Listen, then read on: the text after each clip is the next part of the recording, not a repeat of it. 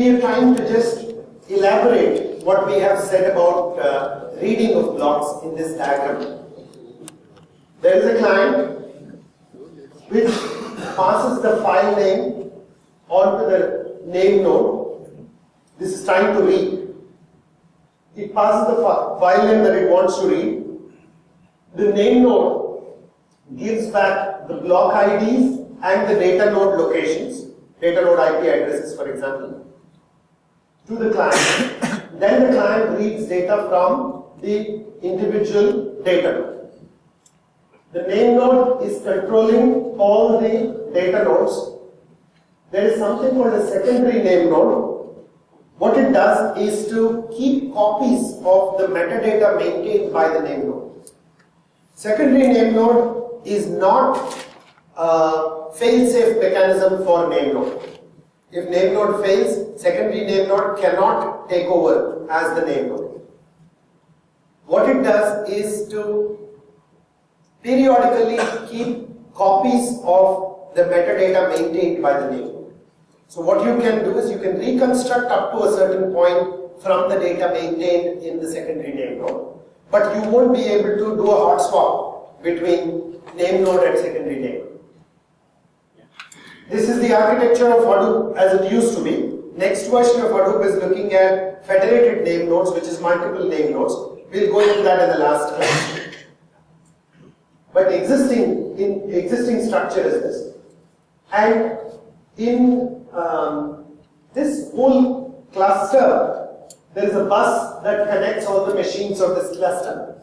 The data nodes are connected to it, so is the name node. These are all part of the cluster. So the picture that we had shown earlier, one of the nodes there is the name node. Name node is not a special node that is separate.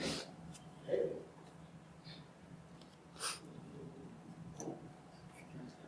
So we would like HDFS to be able to handle up to 10 petabytes.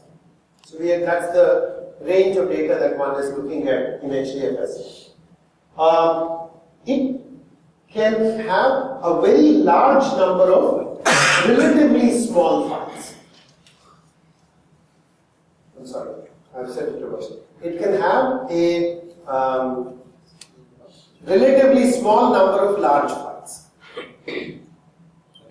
What I'm trying to say is, for every file, name node will need to maintain the metadata.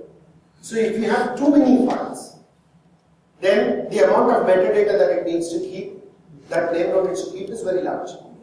That's why you are having 64 MB, 128 MB block sizes.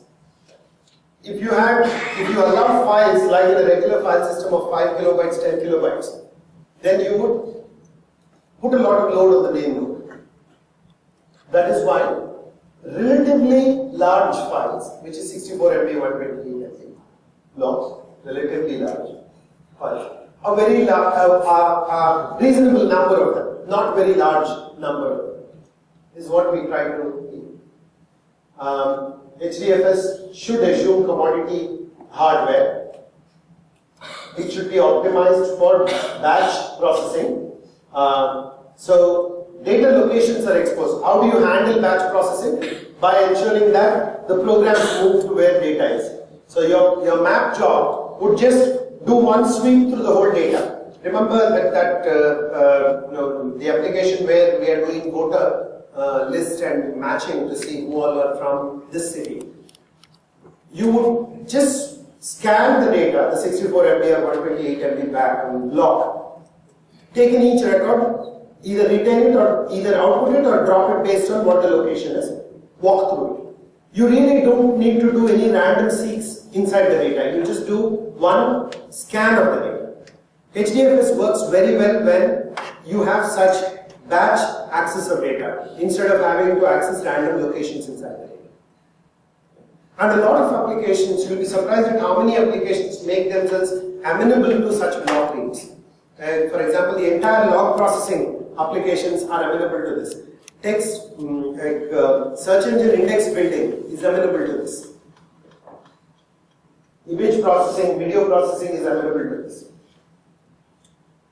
HDFS should run on heterogeneous space and it should run in user space. What we mean by this is the HDFS daemons have to run on the local machine. The local machine anyway has its own file system, right? One local machine may be Linux, another local machine may be Windows. Your HDFS daemons will have to run in the user space.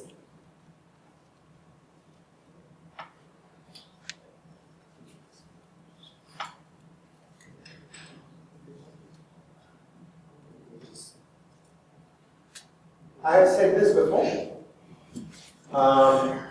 Replicas are stored on different nodes after replicating it 3 times. HDFS is strongly based on Google file system. For those of you interested, I could share. I'm not sharing it in the class because it's a little outside the scope here. But those of you that may have worked on Google's file system and want to know the differences between GFS and HDFS, I can give you a document which discusses that. A modest number of large files. It performs best with that kind of millions of files, which is a modest number. Each one of about 100 megabytes size, 64 to 128 MB size. Does not allow random writes and is poor at random reads. It's optimized for large streaming reads and write ones.